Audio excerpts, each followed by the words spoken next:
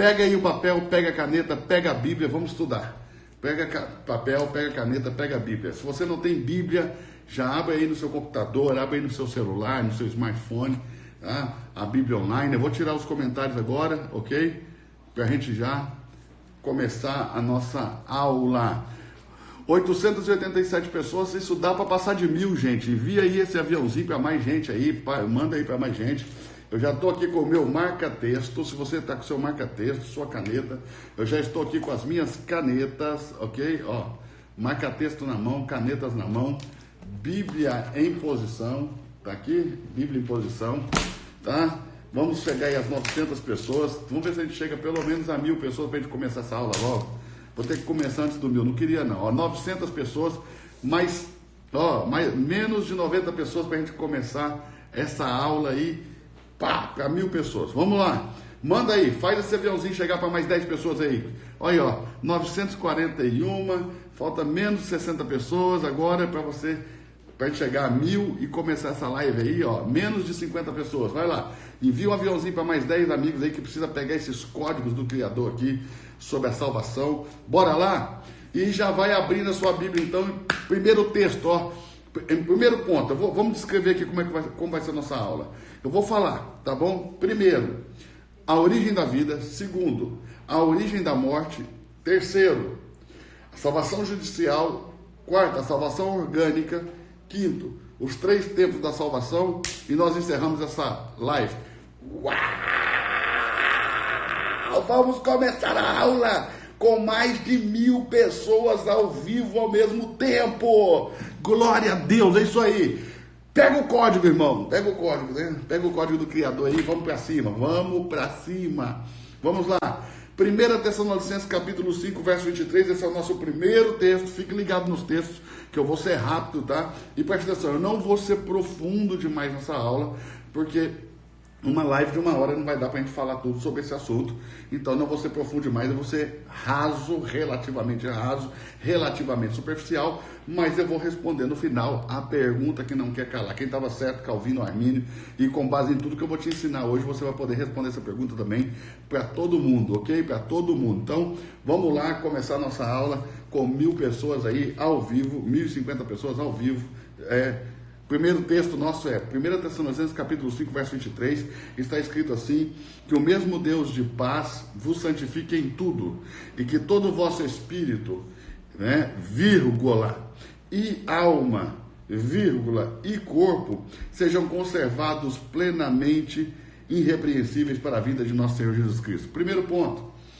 Espírito, vírgula, e alma, vírgula, e corpo. Algumas traduções bíblicas, esse e não aparece. Então tá, espírito, vírgula, alma, vírgula, corpo. Né? Querendo passar aí uma ideia de um dual ou de uma dicotomia, ok? Mas essa letrinha e é uma agente que adiciona, ok? Então é espírito, vírgula, e mais alma, vírgula, mais corpo.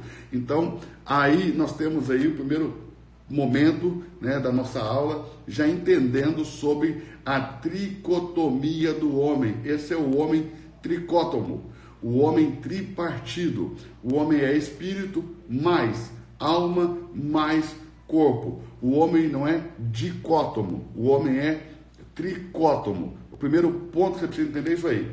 Algumas traduções, por causa da teologia de alguns segmentos religiosos, acabaram sendo alteradas para que você pense em uma dicotomia, mas o texto original aqui traz a ideia de 3, ok? Espírito, vírgula, e alma, vírgula, e corpo. Então aqui está o homem que Deus criou, o homem tricótomo, o homem é em 3 dimensões, espírito, alma e corpo. Essas são as 3 dimensões do homem. Aqui está o homem tripartido que Deus criou.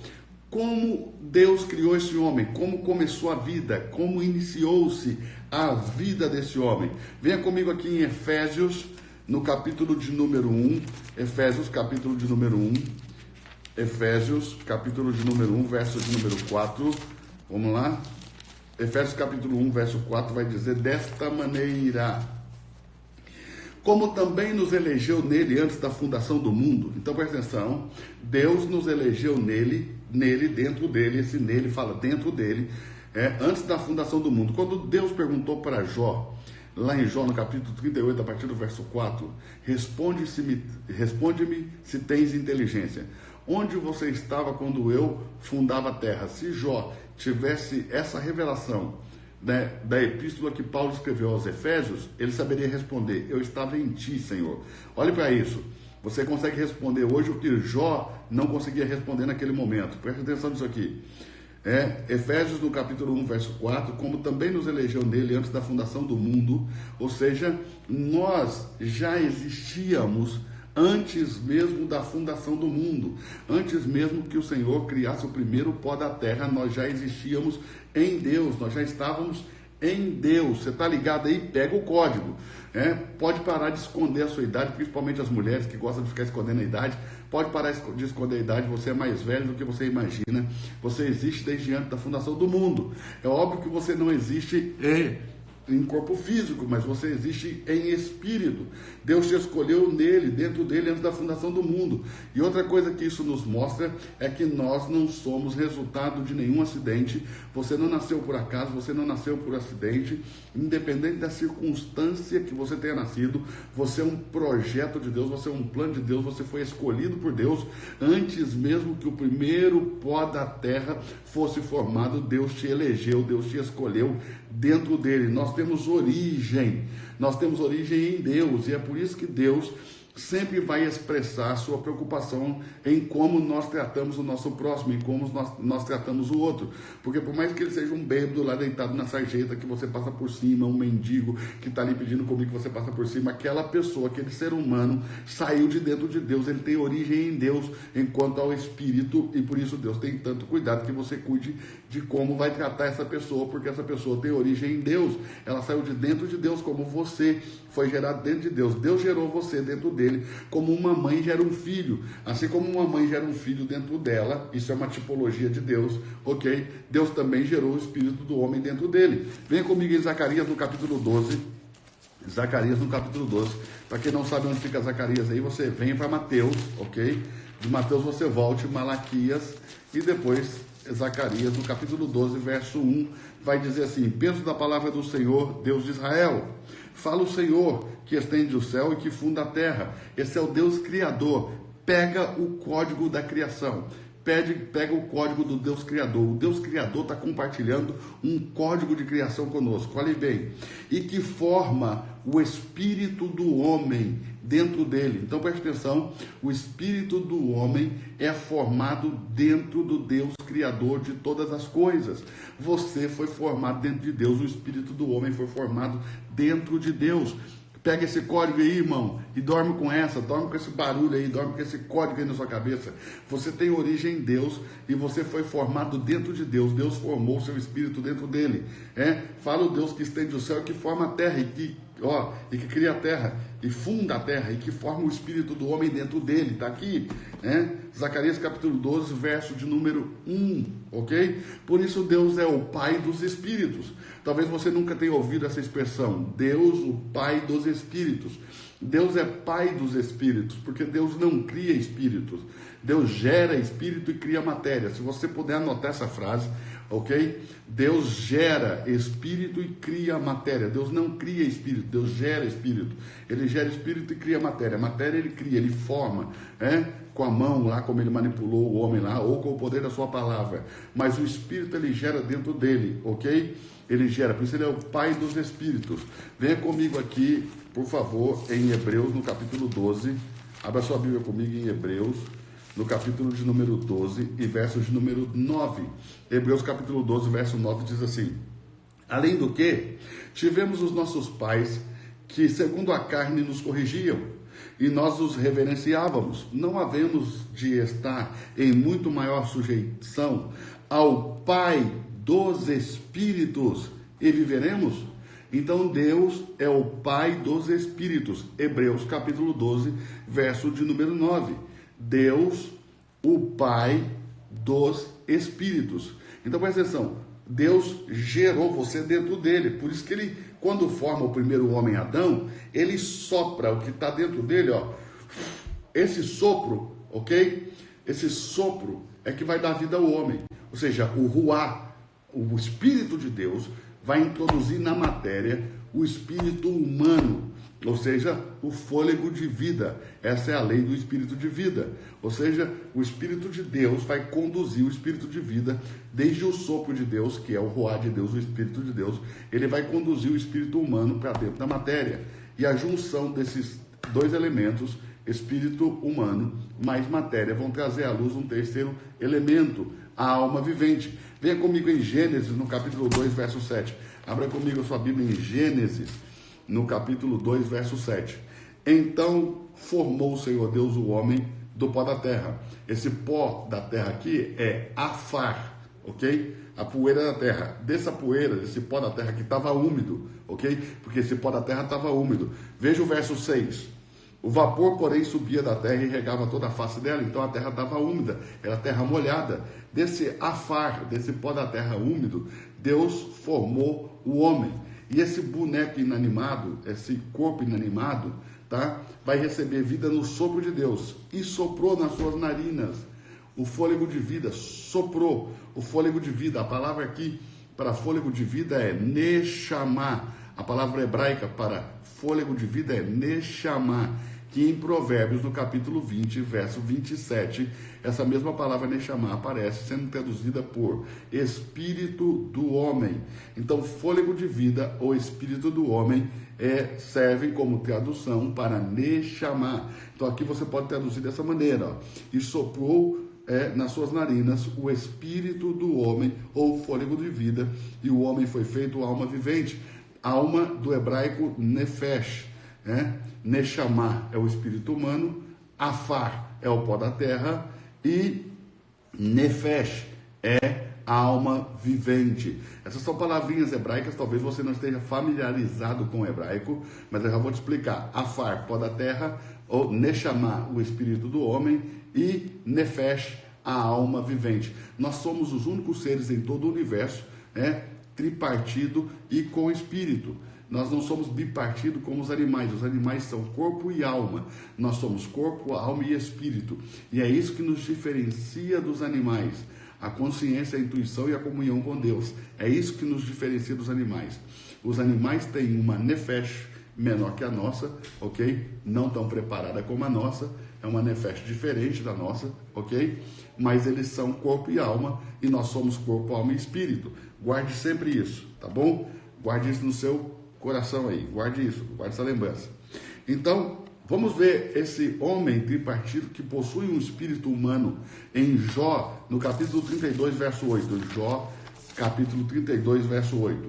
Em Jó, no capítulo 32, verso 8, está escrito assim: na verdade, há um espírito no homem, e o sopro do Todo-Poderoso fez entendido. Na verdade, há um espírito no homem, e o sopro do Todo-Poderoso fez entendido. O homem não é o espírito. Na verdade, há um espírito no homem, e o sopro do Todo-Poderoso fez entendido, ou fez alma vivente. Na verdade, há um espírito no homem. Na verdade, esse há aqui eu posso ler o seguinte: na verdade, existe um espírito no homem, e o sopro do Todo-Poderoso fez entendido, ou alma vivente. Jó, no capítulo 33, verso 4. Jó, capítulo 33, verso 4, diz assim: o Espírito de Deus me fez. Jó, capítulo 33, verso 4. O Espírito de Deus me fez, e a inspiração, ou sopro do Todo-Poderoso me deu a vida. Me deu a vida. Vê que o contexto aqui é de criação, de formação do homem. É o mesmo contexto lá de Gênesis, capítulo 2, verso 7. Olha o verso 6. Jó 33, verso 6. Eis que vim de Deus, que parte de mim veio de Deus. O meu espírito, que foi formado em Deus e estava em Deus desde antes da fundação do mundo, e lá foi eleito. Ok? E como tu, também eu, tu e eu, são pessoas.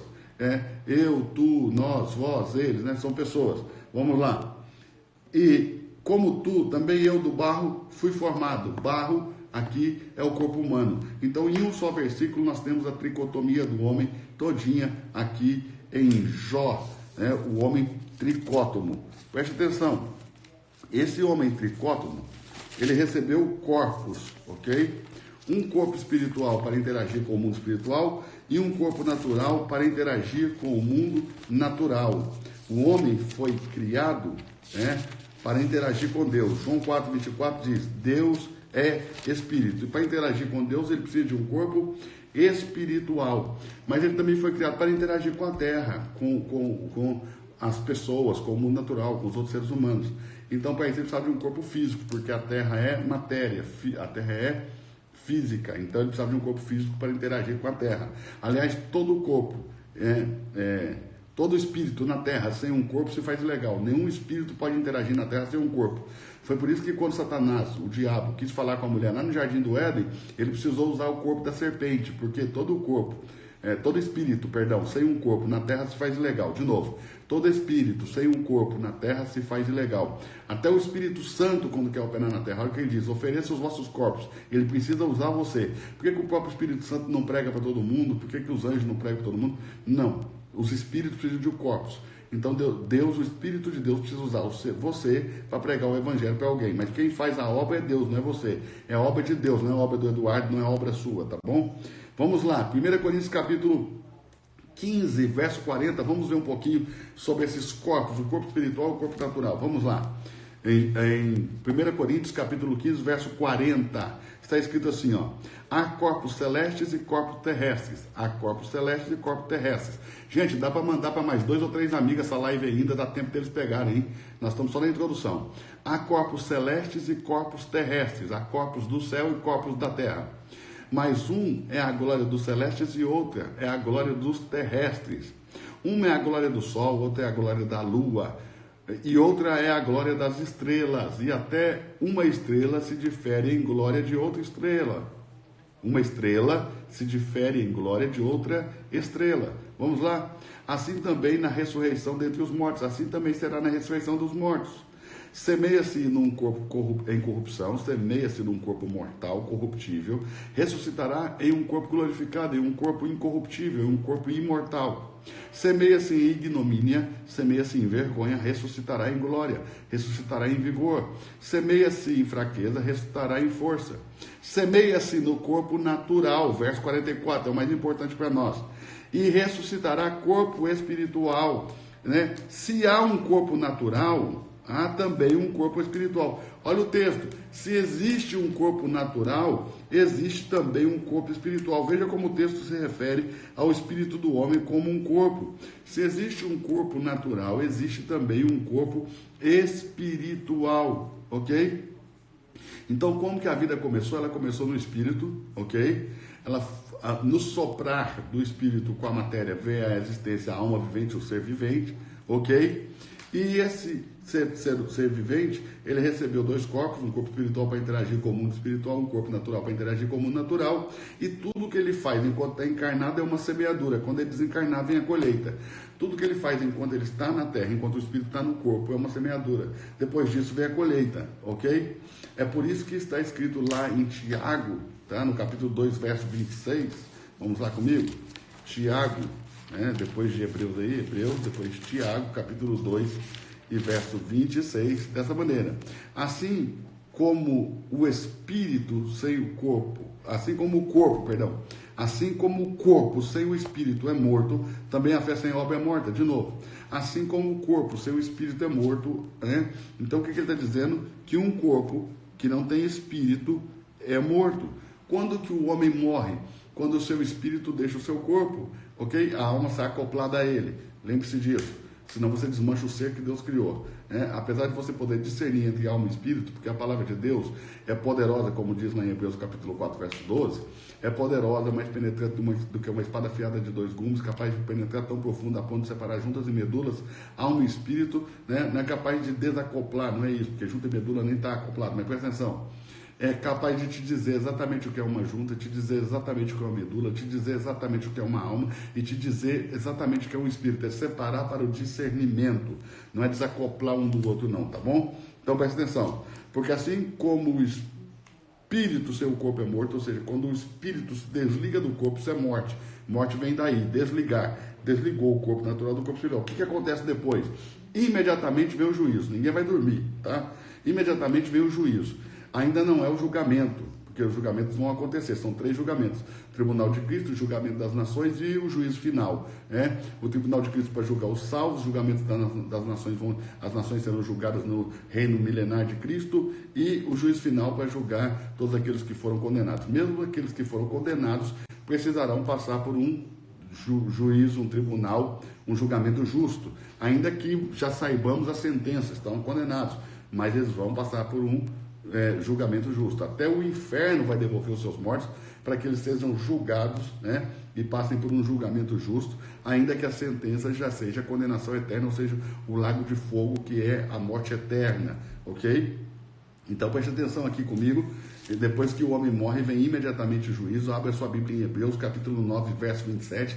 Hebreus 9, 27 diz o seguinte: e como o homem está ordenado morrer uma só vez, vindo depois disso o juízo. Hebreus 9, 27. Ao homem está ordenado morrer uma só vez. Logo depois disso vem o juízo, ok? Então, quem lembra da história que Jesus contou, que na maioria das Bíblias, o título dessa história, de Lázaro, o mendigo, e o rico, está como parábola, mas não é parábola. Se fosse uma parábola, não envolveria nome, ok? A linguagem parabólica não pode envolver nomes. Se tem um nome, é uma história. E Jesus não conta historinha, Jesus não conta história da carochinha. A história que Jesus conta é verdade, a história com H, ok? Então existia um homem rico que se regalava todos os dias esplendorosamente de púrpura da sua sacada, e havia um certo mendigo chamado Lázaro que jazia à porta desse, cujos cães lambiam as chagas, e ele desejava comer das migalhas que caíam da mesa do rico, ok? Aconteceu, morreu o mendigo, e veio os anjos e o conduziram ao seio de Abraão. Então essa é a operacionalização depois da morte. Quando seu espírito deixa o seu corpo, os anjos vêm, te pegam, e se você é salvo, eles te conduzem ao paraíso, ao chamado seio de Abraão. Agora, depois da morte de Cristo, ok? Que antes, no dia que essa história foi contada, Jesus ainda não tinha morrido e nem ressuscitado, mas depois da morte e da ressurreição de Cristo, agora você vai para cima, ao invés de descer para as regiões baixas da terra, quem morre, salvo, é levado pelos anjos para cima, para o céu, lá para o paraíso, para onde está o seio de Abraão, que Jesus levou cativo com ele, porque a Bíblia diz que ele desceu às regiões baixas da terra e levou cativo com ele para o céu, o cativeiro. Então quem ia para baixo, para as regiões baixas da terra, salvo, agora vai para o céu, e quem está condenado continua descendo para as regiões inferiores da terra, para um lugar chamado Hades ou inferno, ok? Então é isso. Quando o espírito do homem deixa seu corpo, ele não volta para dentro de Deus, ele volta a estar à disposição de Deus. Eu sei que muitas pessoas vão pegar o texto de Eclesiastes, ok? Tem um texto aqui, ó, em Eclesiastes, no capítulo de número, vou pegar rapidamente aqui para vocês, Eclesiastes capítulo 12, verso 7. E o pó volte à terra como era, e o espírito volte a Deus que o deu. Então esse espírito não volta para dentro de Deus, ele volta a estar à disposição de Deus, como era antes do homem nascer, antes de Deus soprar pelo seu espírito no fôlego de vida, antes de Deus soprar o espírito do homem na matéria. Porque como que funciona agora? Quando um óvulo é fecundado, quando um espermatozoide fecunda um óvulo, então aquela matéria está pronta para receber o sopro do Espírito Santo. Então vem Deus e sopra o espírito de vida ali e nasce uma alma vivente, ok? Então, no momento da fecundação do óvulo, Deus tem que soprar ali a vida. Se Deus não soprar a vida, então aquilo vai se transformar tudo em morte e vai sair do corpo da mulher. Só nasce porque é a lei do espírito de vida. Deus sopra a vida, ok? Então, depois que o homem morre, o seu corpo volta ao pó como era, e o espírito volta a Deus. Está à disposição de Deus, ok? Salmo 146, abra comigo se você puder, volte um pouquinho aqui no Salmo 146, verso de número 4, diz assim, ó: sai-lhes o espírito e voltam para a terra, naquele mesmo dia perecem todos os seus pensamentos. Sai-lhes o espírito, eles voltam para a terra, e naquele mesmo dia perecem todos os seus pensamentos, ok? Então, aqui nós pegamos o circuito da vida. A vida começa no espírito, ok? E como que a morte começa? A morte também começa no espírito. Lembra que Deus disse a Adão e para Eva, que eles não deveriam comer da árvore do conhecimento do bem e do mal. Se bem que quando Deus deu a ordem para Adão, Eva ainda estava dentro dele, ok? E Adão teve que ensinar isso para ela. Outro dia alguém me perguntou, pastor, Adão estava longe dela quando a serpente falou com ela e ela comeu? Não, se você pegar a Bíblia em inglês, em hebraico, em francês, em alemão, vai estar assim, ó, e ele estava com ela quando comeu. Só no português que dá essa ideia aí, no português ou no espanhol, que dá essa ideia de que ele estava distante, né? A gente vai ter muita pregação falando que Adão não cuidou direito da mulher dele. Mas presta atenção, a Bíblia, né, no original, o hebraico diz que ele estava com ela quando ela comeu, ele estava junto. Ok? Ele não estava longe dela não. E os dois comeram, Gênesis capítulo 3, verso 6, os olhos de ambos foram abertos e conheceram que estavam nus, colheram para si folhas de figueira, fizeram para si aventais, né? E dessa maneira eles tentaram resolver a questão do pecado. Então a folha de figueira é o símbolo da tentativa do homem de resolver a questão do pecado. Mas o produto vegetal, ele não pode remover pecado, nem cobrir pecado, nem fazer expiação por pecado. Por isso Deus precisou, em Gênesis no capítulo 3, verso 21, a ver, vamos lá, Gênesis capítulo 3, verso 21, se eu não me engano é o verso 21 mesmo, aqui, a ver, fez o Senhor Deus a Adão e a Eva sua mulher túnicas de peles de animais e os vestiu. Como que Deus fez para cobrir eles com peles de animal? Matou um animal inocente, sacrificou a carne inocente, derramou o sangue inocente, esfolou o animal, ou seja, arrancou o seu couro e cobriu o homem com a pele do animal. E aí, sim, é assim que se faz expiação, pelo produto do sangue. Então você vê que só Deus pode resolver a questão do pecado.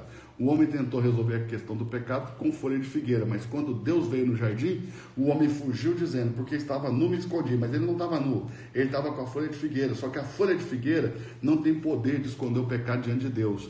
Então precisou derramar sangue inocente, sacrificar carne inocente, para cobrir o pecado de Adão e de Eva diante de Deus, e Deus é quem teve que fazer isso. O homem não conseguiu fazer isso porque o homem não consegue resolver a questão do pecado. Para entendermos melhor a questão da salvação, nós precisamos entender também a maneira que fomos condenados. Você viu aí que a morte também começa no espírito, né? Porque Deus falou para eles não comerem, eles comeram e não morreram. Ok? Mas Deus disse, no dia em que comer você vai morrer. Mas eles não morreram, pelo contrário, eles foram expulsos do jardim, eles plantaram, eles colheram, eles se relacionaram, eles tiveram filho, a vida continuou. Só que no espírito, que é onde a morte começa, a vida não começou no espírito, a morte começa no espírito. No espírito eles morreram imediatamente quando comeram. Por isso que Deus precisou chamar Adão com voz audível e dizer, Adão, onde estás? Porque já o Espírito de Deus não se conectava mais ao Espírito do homem. Então a primeira revelação de Deus para o homem foi o seu verbo, foi a sua palavra, né? Adão, onde está? Esse é o verbo que estava com Deus, que era Deus e que foi enviado aos homens, né? Essa palavra que sai da boca de Deus, Adão, onde estás? Essa palavra é Cristo, indo em resgate do homem, para trazer o homem de volta para Deus. Porque quando o homem pecou, Deus continuou descendo no jardim, como sempre fez.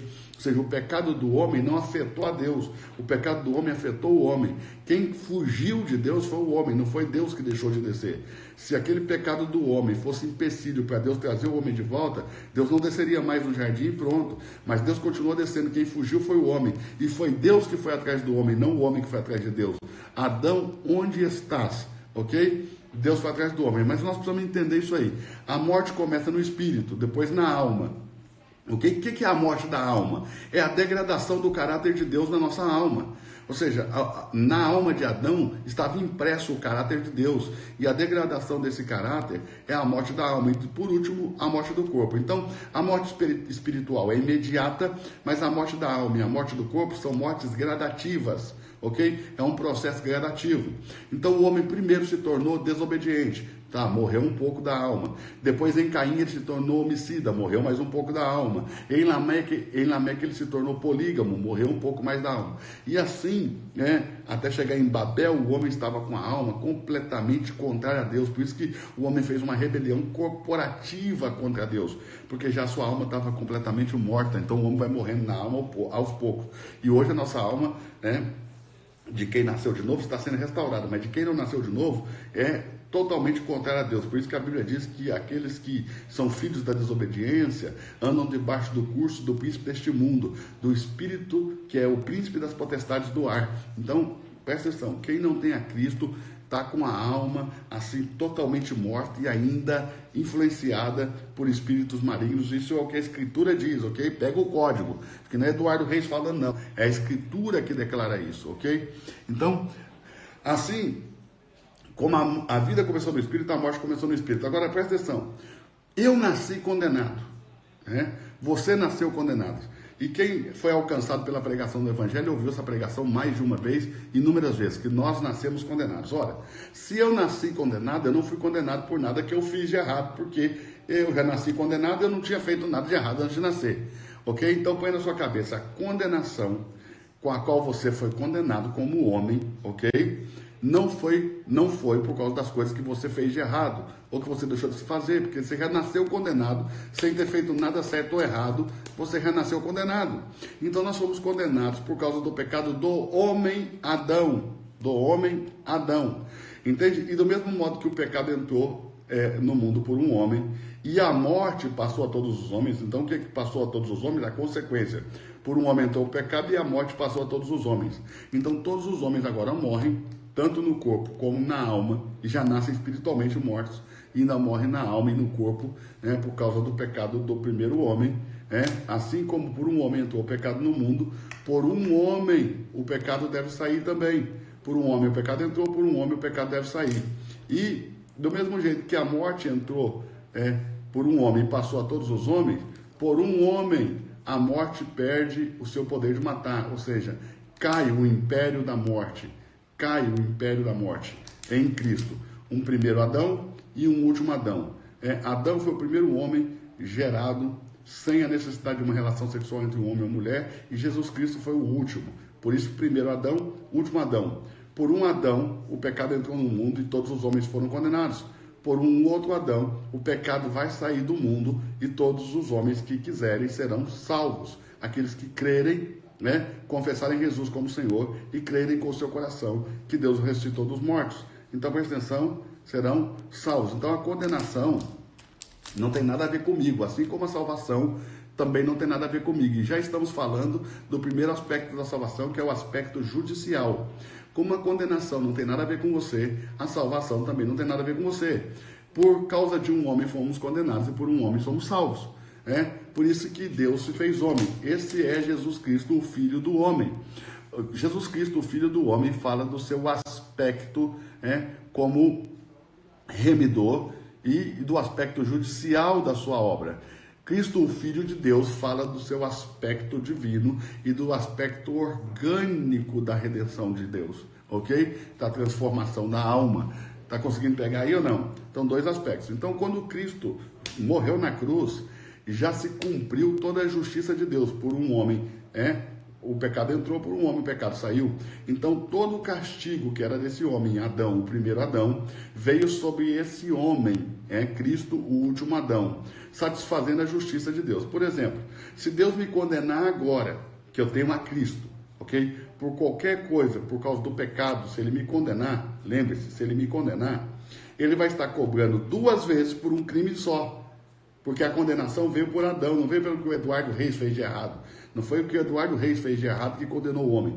Foi o que Adão fez de errado. O problema é que eu estava em Adão quando ele pecou. E com ele eu fui condenado. Assim como agora eu estou em Cristo, ok? Eu estou em Cristo. E Cristo não pecou. E Cristo ressuscitou. E eu com ele. Entende? Se ele ressuscitou, nós ressuscitamos com ele. Ele é a primícia dos que dormem. Está conseguindo entender? Então assim está cumprido o aspecto judicial da salvação, ok? Nós temos 2 palavras gregas para salvação. Eu até postei nos meus stories, aí a pesquisa que eu fiz, direto no grego, e todo mundo ficou me perguntando que aplicativo é esse. Eu vou revelar agora o aplicativo para vocês. O aplicativo onde você clica com um dedo e busca a palavra no original é o aplicativo chamado Dicionário Strong.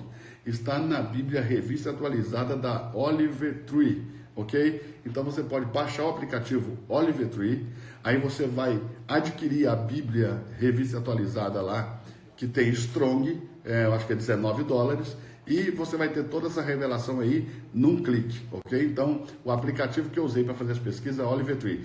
Postei lá no meu feed também. Quando acabar essa live aqui, vai lá no feed, coloca lá para todo mundo saber que o aplicativo é Oliver Tree. Tá vendo? Você já está aí sendo abençoado com essa mentoria aí de que aplicativo usar para poder buscar. Busca direto do hebraico, direto do grego, tá bom? Então nós temos 2 palavras gregas para salvação ou salvo, que é sozo e soteria. O que é sozo? É livre da condenação do inferno. O que é soteria? É uma salvação continuada, é uma salvação não estática, é uma salvação continuada, ou seja, é algo que começou e continua, como Paulo diz, desenvolva a vossa salvação, isso vai continuar, ou seja, vai me levar a uma possibilidade de reinar, é a salvação completa de Deus, ela passa da minha libertação, ou seja, do meu livramento do inferno, até eu me assentar com Cristo em lugar de governo, de autoridade, e reinar sobre a terra por 1000 anos. Aquilo que Deus tinha planejado no início vai se cumprir no final, ok? Então aí está os dois aspectos, ok? Da salvação. Esse é o primeiro aspecto judicial. Então Deus não pode cobrar essa dívida de novo. Por isso que lá em Romanos está escrito assim, para aquele que está em Cristo já não há condenação. Ou seja, não há condenação para quem está em Cristo. Não se pode condenar quem está em Cristo, porque Cristo não pecou e Cristo ressuscitou. Ok? Então se eu estou nele, eu estou livre de qualquer ação do pecado. Assim como Deus condenou todos os homens em um só homem, Deus salva todos aqueles que estiverem em um só homem, que é Cristo Jesus, homem. Ok? Então, Jesus, o Filho do Homem, fala do aspecto judicial de sua obra. Jesus, o Filho de Deus, fala do aspecto orgânico. Qual que é o aspecto orgânico? É que quando eu fui salvo pelo novo nascimento no Espírito, né? Eu fui salvo pelo novo nascimento. Quando eu acreditei na mensagem do Evangelho, quando eu aceitei essa mensagem, eu fui salvo. Como? No Espírito. O que aconteceu? O Espírito de Deus, ele veio habitar dentro do meu espírito. 1 Coríntios capítulo 6, verso 17 diz assim. 1 Coríntios capítulo 6, verso 17 diz assim: mas o que se ajunta com o Senhor é um mesmo espírito com ele. Então o que se une ao Senhor é um só espírito com ele. Não são mais dois espíritos, agora é só o Espírito de Deus. O Espírito de Deus habita em mim. Se cumpre aquela palavra, nós viremos e faremos neles morada. Ok? Deus habita em mim. Eu sou templo, santuário, tabernáculo vivo de Deus. Ele habita em mim, mas se uniu ao meu espírito de uma tal maneira que não se separa mais. Não, o que se junta ao Senhor, ou que se junta com o Senhor, é o mesmo Espírito com ele. Vê se você lembra de algum texto. Vou te lembrar de um texto, ó.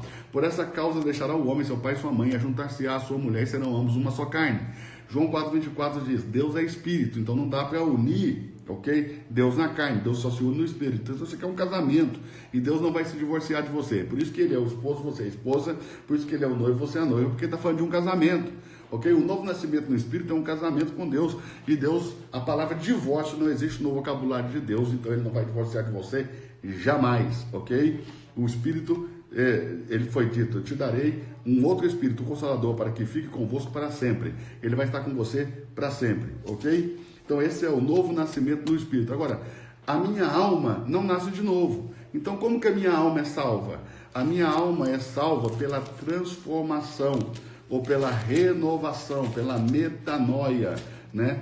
A palavra lá, sede transformados pela renovação da vossa mente, essa palavra transformados vem do grego metamorfos, de onde vem a palavra metamorfose. É uma transformação tão profunda, que se você não presenciar, você não acredita. Por exemplo, é como a largata que encasula e sai uma borboleta. Quem não viu o processo jamais vai acreditar que uma borboleta um dia foi uma largata, entendeu? Então assim é a metamorfose que você vai passar na alma a ponto de se tornar irreconhecível. Quem está há bastante tempo já convertido, e vai evangelizar, vive essa experiência de perceber a sua transformação, porque você que está sendo transformado acaba não percebendo muito, mas quem está de fora, ok? Percebe tudo e vai te falar com muita exatidão. Vai te falar com muita exatidão. Quando você vai evangelizar alguém e fala assim, não, fica calmo, né? Vem para Jesus, vem para a igreja, porque as pessoas têm uma tendência a querer mudar primeiro para depois ir para Jesus, mas Jesus diz, vinde como estás, né? E aí a pessoa fala, eu não vou da igreja não, cara, eu fumo, né? Eu largo isso para lá, vou mexer com igreja não, vou mexer com estar perto de Deus nada, né? Eu fumo, eu bebo. Aí você fala para ele, cara, vem, quando eu fumava também foi assim, entendeu? Foi difícil, eu também fui lá, né? Quando eu bebia. Aí a pessoa olha para você e fala, não consigo te ver fumando, não consigo te ver bebendo. O que significa isso? Você já foi tão transformado que já está irreconhecível. As pessoas que agora te conhecem, né, não conseguem mais te ver, te enxergar como você foi um dia, né? A largata já virou borboleta, O processo de metamorfose na sua vida começou e já foi tão forte que você está irreconhecível. Então, já que o meu espírito é salvo no novo nascimento, como que a minha alma é salva? A minha alma é salva pela transformação, pelo metamorfos, por essa metamorfose, por essa renovação de mente, né? Tiago capítulo 1, verso 21 diz assim, ó: por isso, rejeitando toda a imundícia e superfluidade de malícia, recebei com mansidão a palavra em vós enxertada, a qual pode salvar as vossas almas. Veja, a palavra enxertada em nós salva nossas almas. Mas por que ele diz, receba com mansidão? Porque é um choque de realidade, de mentalidade tão grande entre o reino de Deus, a mensagem de salvação, a mensagem da graça e a mensagem do reino. É um choque tão grande com a sua mentalidade caída, que você vai ficar irado, vai ficar nervoso, não vai querer receber essa palavra que pode salvar a sua alma. E o meu corpo, como que o meu corpo é salvo? O meu corpo é salvo no despojamento do corpo do pecado, ou seja, na glorificação do meu corpo. Então, o meu espírito é salvo pelo novo nascimento, a minha alma é salva pela palavra, pela metanoia, ok? Que acontece pela palavra implantada nela, e o meu corpo na ressurreição, né, vai ser glorificado, na glorificação do meu corpo. Então, o homem se perdeu no espírito, na alma e no corpo, e o homem vai nascer de novo no espírito, vai ser transformado na alma e vai ser glorificado no corpo. Está conseguindo entender? Então esses são os 3 tempos da salvação. Existe no grego 3 palavras diferentes para vida, ok? Quando você lê a Bíblia, você lê vida, mas quando você lê em grego, existem aí 3 palavras diferentes para a Bíblia. Eu também pesquisei elas, também cliquei nelas, também postei lá no meu feed e também no meu story. Você pode ir lá no feed, comentar, deixar seu... Quando acabar essa live, vamos escolher um post do meu feed para ser o lugar do comentário, o lugar do debate, ok? Lembrando que debate é troca de conhecimento, ok? Discussão é troca de ofensas, e eu não vou trocar ofensa com ninguém. O post é para debater a ideia, não é para ninguém ofender ninguém, ok? Lembrando de novo, debate é troca de conhecimento, discussão é troca de ofensas, tá? E nós não vamos ofender. Então, lá no meu feed, você vai no meu feed, você vai no meu Instagram, vai ali no feed, tem o post aonde eu coloquei lá a pesquisa das palavras gregas no original, bios, psique, zoe, também as palavras hebraicas neshama, nefesh, ok? E ali você vai escrever tudo o que você quiser sobre essa aula, tudo que você achou, todas as dúvidas que você teve, todas as lacunas, né? E se ficar algum fio desencapado aí, paciência, é muito pouco tempo para muita coisa. Vamos fazer outras lives para a gente poder pegar esse fio solto aí e encaixar ele, encapar ele direitinho para ficar tudo certinho, para você não ficar com nenhuma dúvida, ok? Então, já entendeu qual é o post? O post do meu feed, onde nós vamos lá debater o assunto, trocar ideia, trocar conhecimento, ok? Não discutir, porque nós não vamos trocar ofensas, ok? É o post que tem lá as pesquisas, ok? Vamos todo mundo para lá e vamos debater até o dia amanhecer, ok? Nós acabar essa live aqui. Você comenta, você fala, você põe a sua opinião, põe seu ponto de vista. Se você é contra tudo que eu estou falando, pastor, tudo que você falou é baboseira, não acredita em nada, escreve lá também, ok? Só não ofenda ninguém, nós não vamos discutir, nós não vamos trocar ofensas, nós vamos trocar conhecimentos, tá bom? Se você quiser discordar também e colocar o seu ponto de vista, fique à vontade, coloque o seu ponto de vista, é para isso que nós estamos aqui, para a gente trocar conhecimento e crescer na contradição, né? No contraditório nós estamos mais perto da verdade do que na unanimidade de pensamento. Só teve uma vez na história que o homem pensou, todos os homens pensaram igual, tiveram o mesmo coração, o mesmo pensamento. Na Torre de Babel, eles construíram a Torre de Babel e fizeram uma rebelião corporativa contra Deus. Então todo mundo pensar igual não é a solução, né? Na diversidade de pensamento, nós estamos mais perto da verdade do que na unanimidade de pensamento. Põe isso na sua cabeça, ok? Unanimidade me cheira a regime ditatorial, tá? A ditadura espiritual, a imposição pela força. Não é nada disso, ok? Vamos discutir o assunto no termos de debater, não vamos discutir no termos de ofender, ok? Vamos tratar do assunto, né? Não vou nem usar a palavra discutir, para você não. Discutir gera ofensa, ok? Vamos debater para você entender direitinho aí a questão. Então, são 3 palavras gregas para a vida: bios, psique e zoe. Bios é a vida da carne, de onde vem a palavra biologia. Psique é a vida da alma, de onde vem a palavra psicologia. E zoe é a vida no espírito. Todas as vezes que essas palavras aparecem no grego, elas são traduzidas por vida. Mas quando você lê lá, aquele que crê em mim tem a vida. Que vida? Zoe, bio ou psique? Então você precisa saber se é zoe, bios ou psique. Porque senão você não vai saber exatamente o que Deus está dizendo. E se você não souber exatamente o que Deus está dizendo, isso não é a verdade. E a verdade é que liberta. Deus não tem compromisso com aquilo que você acha que Ele disse. Deus só tem compromisso com aquilo que Ele disse. Eu vou dizer de novo, anote essa frase e guarde ela para você. Deus não tem compromisso com aquilo que você acha que Ele disse. Ele só tem compromisso com aquilo que Ele disse. Agora, antes da gente encerrar isso aqui, de eu falar o grande finale, quem estava certo, Armínio ou Calvino, ok? Deixa eu te falar uma coisa. Você que está aí me assistindo agora, ok? E sentiu no seu espírito, porque essa é uma comunicação espiritual, o reino se comunica, os filhos do reino se comunicam no espírito. Você sentiu que você é filho do Criador, que você é imagem e semelhança de Deus e não pode mais viver subjugado, escravizado, subalterno nessa vida e que você precisa transformar a sua mentalidade subalterna em uma mentalidade de governo. Eu tenho algo para você. Há 2 dias atrás nós abrimos, tá?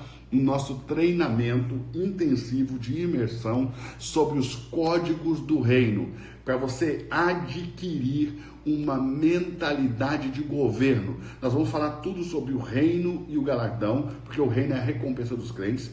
Gente que trabalha para Deus, faz a obra e não sabe o que vai receber, trabalha desmotivado, não trabalha com amor nem com carinho, porque ninguém trabalha bem quando não sabe o que vai ganhar. É assim de simples. Não adianta espiritualizar o que já é espiritual, ok? E vamos falar tudo sobre a salvação e a graça nesse curso. Serão 2 meses estudando comigo, não é videozinho gravado para você ficar lá assistindo, não. 2 meses você vai estudar comigo ao vivo. Começa dia 6 de abril a primeira aula. 6 de abril a primeira aula, ok? Você vai estudar comigo, dia 6 de abril a primeira aula, ao vivo serão 10 encontros em 2 meses, com 2 horas de aula, onde eu vou responder tudo, você vai perguntar tudo, e nós temos um grupo fechado também, ok? No Telegram, onde você vai poder perguntar tudo, vai poder pegar qualquer fio solto e colocar no lugar, tudo, ok? Vai ser a primeira imersão 100% online, ao vivo, com o pastor Eduardo Reis, sobre os códigos do reino. Você que sempre quis estudar comigo, essa é a hora. Você vai fazer um investimento lá que você pode dividir em 12 vezes. Pastor, mas isso é para vender um curso de treinamento? É para vender o curso de treinamento. Isso aqui, nós vendemos um curso de treinamento. E esse curso de treinamento, que tem um valor inestimável, o preço irrisório, é para mudar muita coisa na nossa vida, na minha vida, na vida de todos os alunos que vão estar ali, na sua vida também. Você pode participar disso e mudar tudo na sua vida também. Então você vai fazer um investimento de R$ 38,68 por mês.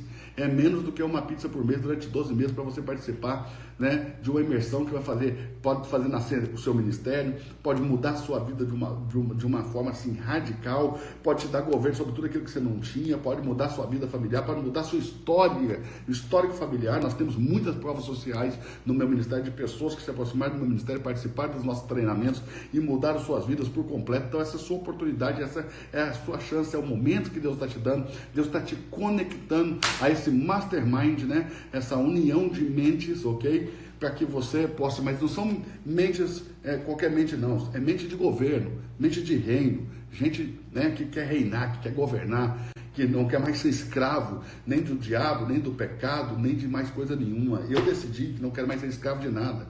E nós somos escravos em áreas diferentes da nossa vida, ok? Eu estou trabalhando para daqui até 2 anos mais, eu não ser escravo em mais nenhuma área da minha vida. Nada, nem pensamento, nem leitura, nada, nem dívida, nem alimentação, nem dependência emocional, nem dependência de relacionamentos de amizade, nada vai me escravizar mais. É decisão, é poder de decisão. E se você quiser vir comigo, nós vamos fazer isso, ok? Agora vamos para o grande final, que falta alguns poucos minutos aí para a gente, para o final, falta 5 minutinhos. Quem estava certo? Calvino ou Armínio? Queridos, a resposta é: os dois estão certos. A diferença entre Calvino e Armínio é que Calvino viu a salvação pelo aspecto do espírito, do novo nascimento, e Armínio viu pelo aspecto da alma. ok? A salvação da alma, como é uma transformação, você pode ir transformando sua forma de pensar, né? E depois de 10, 15, 20 anos, você pode regredir tudo, você pode perder tudo, a salvação da sua alma, por quê? Porque você pode voltar a pensar como antigamente, vou trair minha mulher de novo, vou para gandaia, vou para balada, então você perdeu tudo que você construiu na sua alma, porque aquela mentalidade que estava sendo construída, você jogou fora, ok? E no Espírito é um novo nascimento, então esse nascer de novo no Espírito nunca pode ser mudado. Por isso que Calvino diz que a salvação não se perde, e Armínio diz que há uma possibilidade de perder, porque um olhou para o Espírito e aquilo que foi feito no Espírito não pode ser desfeito, e o outro olhou para a alma. O que é que nós temos que fazer agora? Nós temos que buscar equilíbrio entre essas duas visões aí, ok? Buscar o melhor de Calvino, o melhor de Armínio, se bem que eu penso que Calvino foi mais completo, ok? Do que Armínio. O próprio Armínio diz isso, você pega os escritos dele que você vai ver, né? Mas os dois contribuíram muito. Falta aí, 1 minuto e 54 segundos. Ok? Então, os dois contribuíram muito, mas nós estamos um passo à frente. Nós já conhecemos o Evangelho do Reino e nós já sabemos que no Espírito você é salvo, ok? E isso não pode ser desfeito. Na alma você pode ir salvando e perdendo, e nós podemos falar depois o que é que acontece quando alguém perde a salvação da alma e vai para o tribunal de Cristo, ok? Nós podemos falar disso no futuro, ok? E a ressurreição do corpo, podemos falar disso também no futuro aí, em uma outra live.